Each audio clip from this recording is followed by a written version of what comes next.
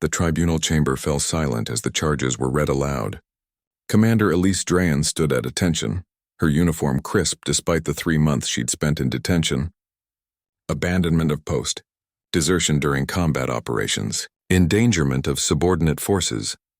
The Vryn delegation watched from the gallery, their crystalline eyes reflecting cold judgment. To them, humans were still a curiosity, a species too emotional, too unpredictable to be trusted with the responsibilities of coalition warfare.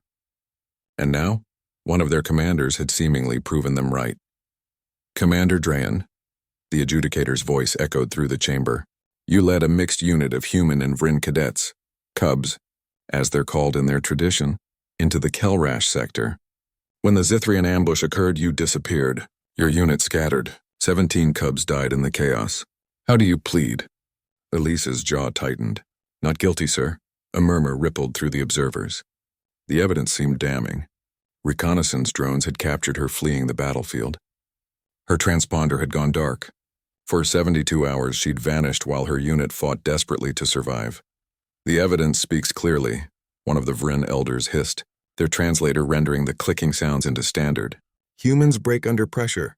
They abandon their pack. I didn't abandon them, Elise said quietly. I was getting help. Before the adjudicator could respond, the chamber doors burst open. A young Vryn warrior strode in, his scales still bearing scorch marks from recent combat. The tribunal recognized him immediately. Rakkar, the alpha cub of Drayan's unit, one of only 8 who'd survived the ambush. Rakkar. The Vryn elder rose, their voice sharp. You have no authority here. This is a human military proceeding. Then let it proceed with the truth. Rakkar's voice was steady, commanding.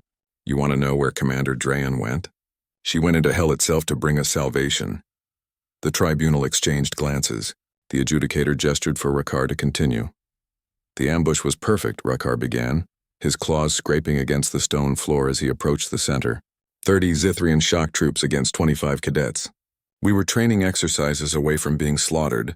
Our weapons were half-charged, our defensive positions non-existent. The commander knew we had minutes before complete annihilation.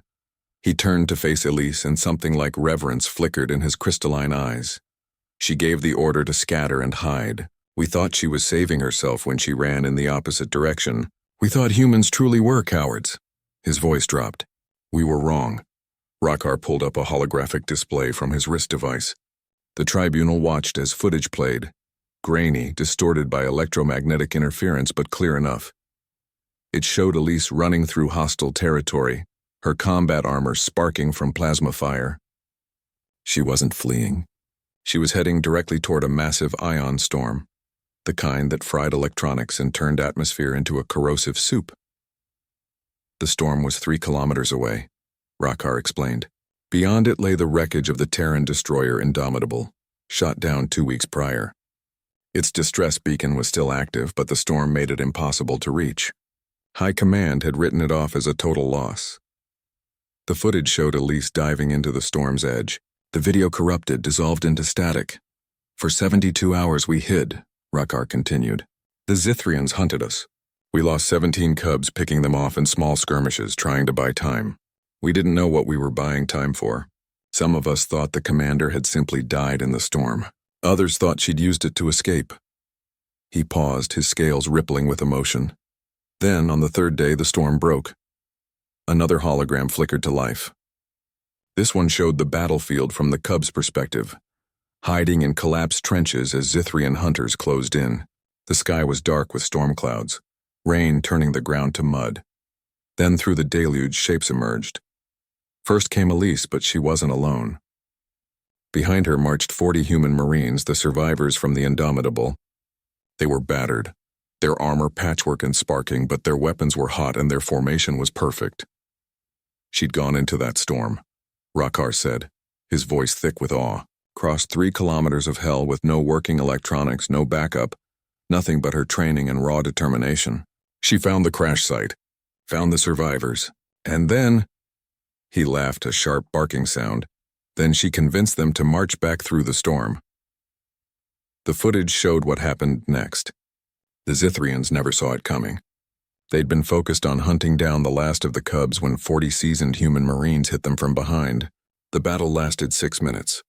The Zithrians didn't survive to retreat. She didn't desert us, Rakkar said, turning to face the tribunal. She did what humans do best. She improvised, adapted, and refused to accept that her pack was doomed. While we were taught to hold position and die with honor, she was thinking 3 moves ahead. The Vryn elder stood slowly.